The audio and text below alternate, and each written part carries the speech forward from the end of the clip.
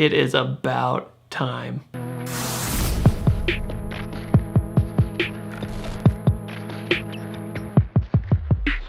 The Nissan Z Proto was finally unveiled fittingly in Yokohama, Japan. We actually got to see this car rather than seeing just some cheap silhouette that they teased us last time with. And they did a really nice montage with the older cars and the new car to show the similarities. But their argument with this car is that it's a love letter to enthusiasts and a love letter to basically the car world. So today I want to talk about some of the likes, the dislikes, and some of my concerns of the Z Proto. And a lot of people might think that this is just a concept car, but according to Nissan, this is about 98% there of what the actual car is going to be like. So it's kind of good that we know that this is pretty much what we're gonna get. It is a little bit far down the road until these cars actually hit the streets. They're estimating 2022, but for now, we can talk about it and what we can expect. So let's talk about some of the stats we've learned about this car or rumored about this car so far, according to Nissan. So it's supposed to have somewhere around 400 horsepower with a twin turbocharged V6, so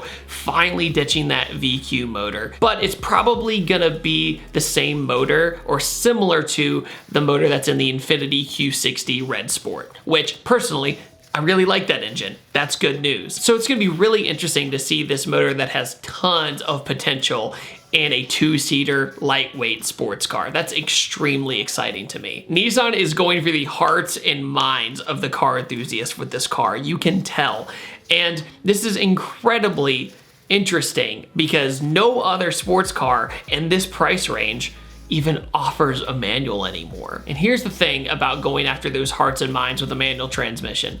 They have already pretty much made the new Supra put in the shadow right now. This is because the new Supra is overpriced, it doesn't have a manual transmission, and doesn't feel like an enthusiast car like this is supposedly going to be. And the fact that they even offer the manual, that's gonna turn a lot of people to this car rather than that car. In another angle, Nissan pretty much already has the hardcore Nissan fans because they didn't partner with anybody else. This is a 100% Nissan developed car with their own motor, own drivetrain, own everything. It's not just something reskinned in the public eye. If they're gonna really cement their dominance in the modern JDM car scene, they really need to price this very smart. They cannot overprice this thing. I think if they can get the jump on the price of the Supra, then it's pretty much game over in my opinion, especially since stats-wise, it makes more horsepower, at least on paper. Well, let's talk about why did this take so long? The Nissan 370Z came out in 2008.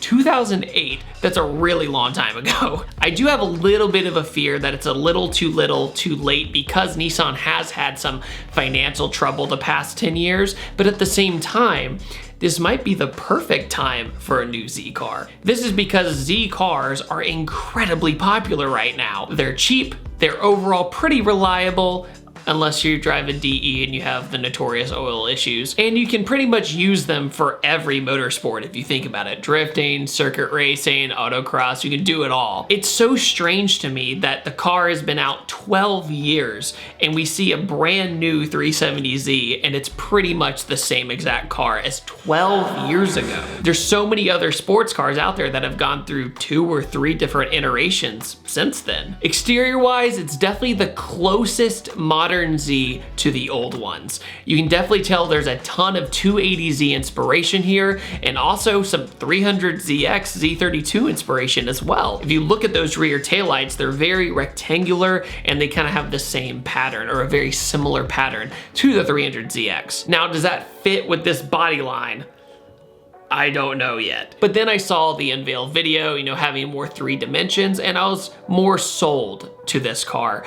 And personally, I think the car looks good. The side profile is really great, and it really screams 280Z, 260Z, 240Z, etc. Of course, it is a little bit bigger because of modern safety concerns, what have you, but I can see what they were going for. I also really appreciate the interior on this thing, the digital dash, the screen in the center console that's probably gonna have like Apple CarPlay and all those luxuries, along with keeping their traditional 3-gauge system up on the dash that everyone is super familiar with in Z cars. The interior, from what we can see, has nice stitching, good materials, and it still feels like a Z.